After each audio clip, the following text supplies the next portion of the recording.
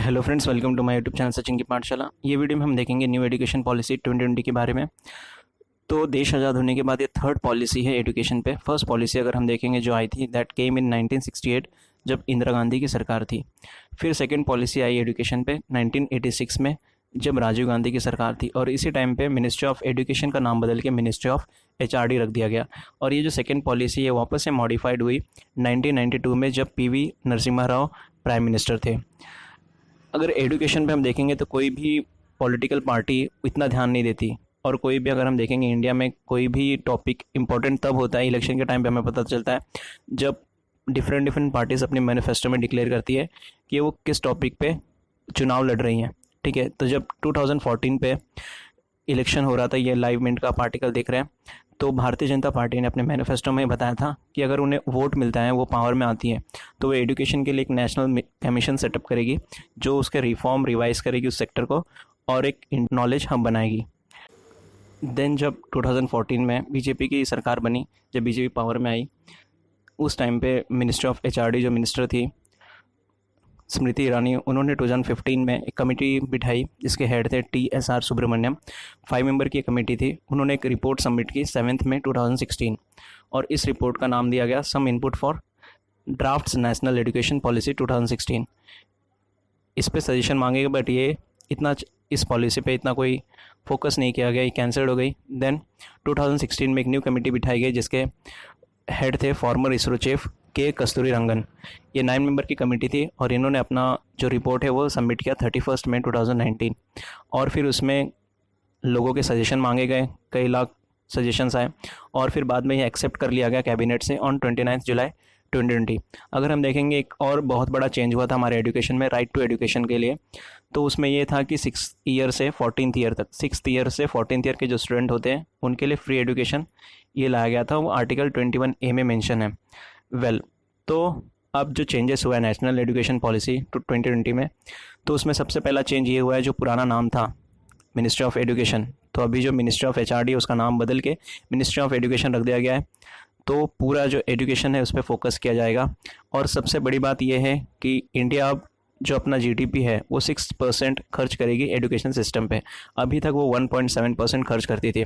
अगर हम देखेंगे हमारे नेबर भूटान को, तो वो 7.5% जीडीपी, अगर हम डिफरेंट कंट्रीज देखेंगे तो वो भी नियर अबाउट 6 to 7% जीडीपी खर्च करती है उनके एजुकेशन सिस्टम पे। तो ये भी हमारे एजुकेशन सिस्टम को बूस्ट करेगा। तो इसमें स्टेट एंड सेंटर दोनों भी मिलकर इन्वेस्टमेंट करेंगे to boost the education system. अब इसमें मेजर रिफॉर्म जो है नेशनल एजुकेशन पॉलिसी में, न्यू एजुकेशन पॉलिसी में, वो मैंने 4 पॉइंट्स में कवर किए हैं। पहला पॉइंट जो मेन चेंजेस है वो है जो हमारा अब तक का 10+2 स्ट्रक्चर था वो रिप्लेस्ड होके हो गया है 5-3-3-4। ये क्या है वो मैं बताऊंगा। नेक्स्ट कवर किया है मैंने topic mother tongue as a medium of instruction, and third is multidisciplinary approach. Fourth one is no UGC AICT NCT single body HECI। So first topic जो मैं एक्सप्लेन कर रहा हूँ दैट इज़ 10+2 जो rigid structure था वो अब replaced होके हो गया है 5-3-3-4 में। अब ये 5-3-3-4 क्या है वो मैं बताता हूँ। जैसे 10+2 जो था, 10 तक हम एक स्टैंडर्ड से पढ़ते थे, first standard, second, third, fourth, fifth, ऐसे हम 10 स्टैंडर्ड तक आते थे। 10th में बोर्ड होता था, ठीक है। फिर 11th 12th में फिर से बोर्ड होता था। 11th 12th में हमें बोला जाता साइंस, कॉमर्स, आर्ट्स या फिर ह्यूमैनिटीज़, ठीक है। इसमें एडमिशन लेने के लिए एक रिजिड सिस्टम था। आपको मार्क्स अच्छा है, परसेंटेज अच्छा है, तो मैं साइंस लूँगा या फिर दूसरे जो स्ट्रीम है वो लूँगा। तो एक रिजिड स्ट्रक्चर था, इसे कैंसिल करके अब बदल दिया गया है 5-3-3-4 में। अब ये 5-3-3-4 क्या है वो मैं बताता हूँ। जो पहला 5 है, ठीक है, उसे कहा गया है फाउंडेशनल स्टेज। तो बच्चे का जो फाउंडेशनल बेस है उसे स्ट्रॉन्ग किया जाएगा। अब उसमें होगा ये, जो फर्स्ट 3 ईयर है वो नर्सरी में रहेगा, प्री जो नर्सरी आंगनवाड़ी जो होते हैं उसमें वो बच्चा रहेगा, फिर वो क्लास 1 क्लास 2 में जाएगा। अब उसमें ये होगा, बच्चा जो पढ़ाई करेगा वो गेम से, एक्टिविटीज़ उससे वो सीखेंगे, ना कि टेक्स्ट बुक्स, ठीक है, बैग वगैरह लेके जाना नहीं होगा इसमें। ये हुआ 5 का, जो पहला 5 है उसे फाउंडेशन स्टेज कहा जाता है। देन जो 3 है, 5 हो गया, अब 3 में क्या है, बच्चा क्लास 2 तक तो पढ़ लिया, अब क्लास 3, 4, 5 इसमें ये होगा कि बच्चा जो है बेसिक जो ऑफ मैथ्स, साइंस, ह्यूमैनिटीज़ ये सब के बारे में जानेगा, ठीक है। अब ये स्टेज को कहा गया प्रिपरेटरी स्टेज। अब इसके बाद जो 3 है उसे कहा गया मिडिल स्टेज।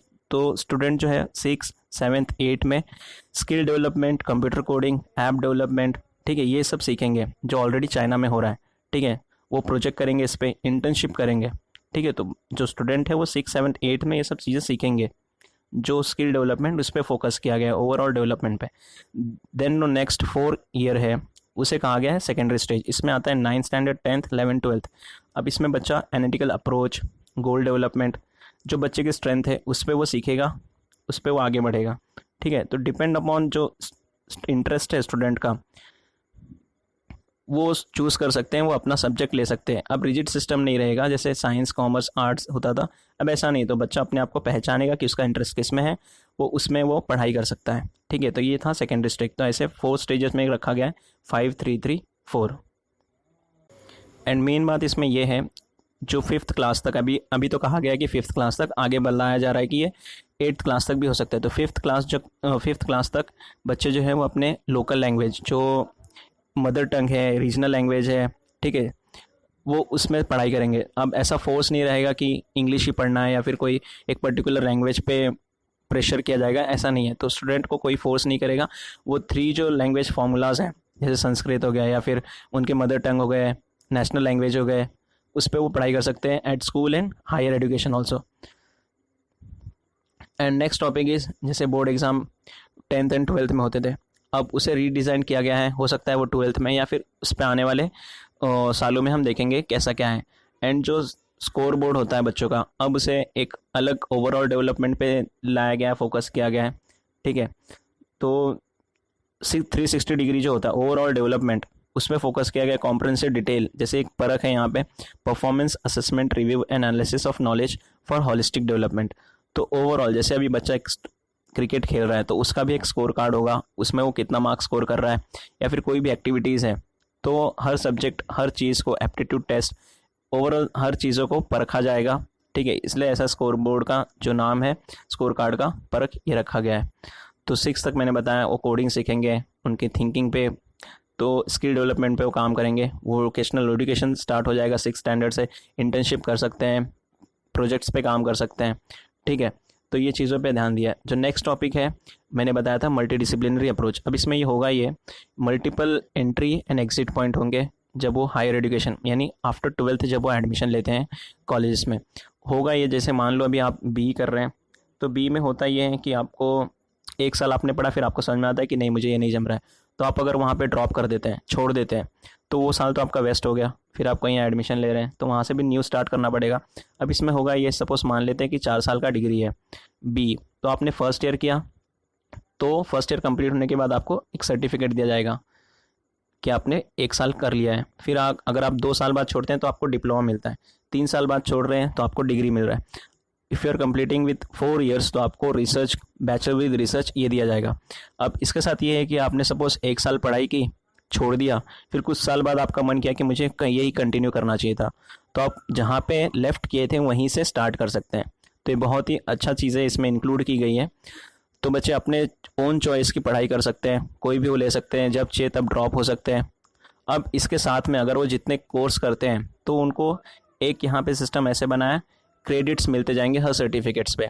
और एक क्रेडिट जो है एक बैंक जैसा होगा, जो एकेडमिक क्रेडिट जो है वो बताएगा कि आपने कितने स्कोर किए हैं।